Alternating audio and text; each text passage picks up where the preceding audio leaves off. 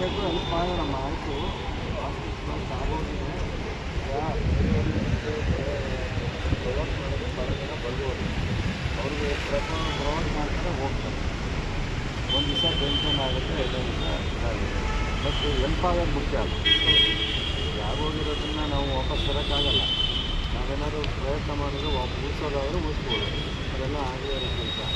ಈಗ ಅವ್ರು ಏನು ಹೆಲ್ಪ್ ಆಗಬೇಕು ಅವ್ರ ಕುಟುಂಬಕ್ಕೆ, ಅದಕ್ಕೆ ಏನು ಬೇಕೋ ಪ್ರಾಮಾಣಿಕವಾಗಿ ಮಾಡೋಣ. ಅವ್ರಿಗೆ ಮಾತು ಕೇಳೋದು ಬಿಟ್ಬಿಟ್ಟು ಆಯ್ತಪ್ಪ ನಮ್ಮ ದುರಾದೃಷ್ಟ ಹಣೆ ಬರ ಆಗಿದೆ. ಸೊ ನಾವು ಇವರು ಮಾತಾಡೋದು, ಡಿಸಿಯವರು ಮಾತಾಡೋದು, ಸರ್ವೆ ಮಾಡಿಸಿ ಯಾರಿಗೆ ಏನಾದರೂ ಅವಕಾಶ ಮಾಡಿ ಪ್ರಯತ್ನ ಮಾಡಿದ್ರೆ ಪರಿಹಾರ ಕೊಡಿಸ್ತಾರೆ ಅಂತ ಹೇಳಿ ನಾವು ಅದನ್ನು ಕ್ಲೋಸ್ ಮಾಡ್ತೀವಿ. ರೈತ ಸಂಘರು ಅವರವರ ನಾವೇನು ಬೇಡ ಅಂತ ಹೇಳಲ್ಲ. ಅವರು ಸಪೋರ್ಟ್ ಮಾಡೋದನ್ನ ನಾವು ತಪ್ಪು ಅಂತ ಹೇಳಲ್ಲ. ಆದರೆ ಏನು ಹೆಲ್ಪ್ ಆಗಬೇಕು ಆ ಕುಟುಂಬಕ್ಕೆ ಅಷ್ಟಕ್ಕೆ ಮಾಡಬೇಕು ತಾನೆ. ಸೊ ಅದು ಬಿಟ್ಬಿಟ್ಟು ಸುಮ್ಮನೆ ನಾವು ಸರ್ಕಾರದ ವಿರುದ್ಧ, ಡಿ ಸಿ ವಿರುದ್ಧ, ಮಂತ್ರಿ ವಿರುದ್ಧ, ಎಮ್ ಎಲ್ ಎ ವಿರುದ್ಧ ಮಾತಾಡೋದು ಬಂದು ಏನು ನಾವೇನು ಮಾಡೋಕ್ಕಾಗುತ್ತೆ? ಯಾರ ಕೈಲಿ ಏನಿದೆ?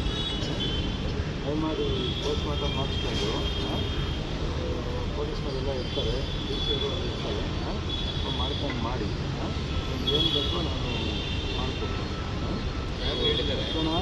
ಸರ್ವೆ ಮಾಡಿಸಿ ನೀವು ಏನಾದರೂ ಪೂರ್ತಿ ಉಳಿಸೋದಾಗ್ತೋ ಅದನ್ನು ಉಳಿಸ್ತೀನಿ. ಸೊ ಪರಿಹಾರ ಏನು ಬೇಕೋ ಅದನ್ನು ಮಾಡೋಣ.